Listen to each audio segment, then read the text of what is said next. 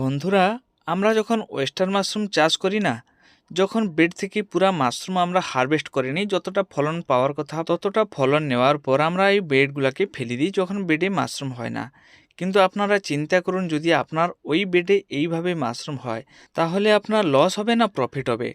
দেখুন, বেডগুলোকে আমরা ফেলিয়ে না দিয়ে মাটির উপরে একটা পলিথিন বিছিয়ে নেব। পলিথিন বিছিয়ে নেওয়ার পর ওই বেডগুলা থেকে পলিথিনটা পুরাটা খুলে দেওয়ার পর ওইগুলোকে যদি আমরা এরকম লাইন লাইন করে সাজিয়ে রাখি, তারপরে জল স্প্রে করে দিয়ে কালো পেপার আমরা এর উপরে ঢাকা দিয়ে দেবো। একদিন দুদিন অন্তরে অন্তরে একবার করে জল স্প্রে করব আর পুরো কালো পেপার দিয়ে এটাকে কভার করে আমরা রেখে দেবো। দেখবেন কিছুদিনের ভিতরে আপনার বেডে এরকম খুব সুন্দর মাশরুম হবে।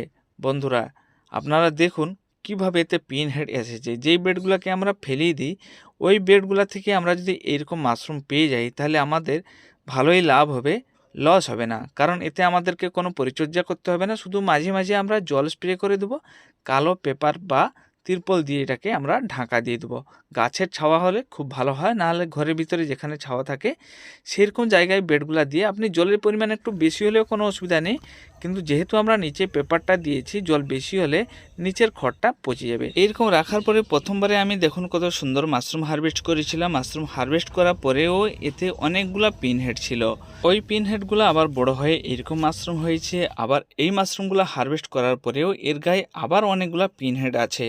এই পিন হেডগুলো আবার 2-3 দিনের ভিতরে কিংবা 4 দিনের ভিতরে হারভেস্ট করার মতন হয়ে যাবে। এইভাবে আমরা কমসে কম মার্চ মাস পর্যন্ত ফলন পেয়ে যাব একটা একটা বেড থেকে।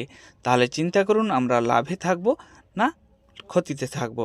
ভালো লেগে থাকলে লাইক শেয়ার সাবস্ক্রাইব অবশ্যই করে নেবেন।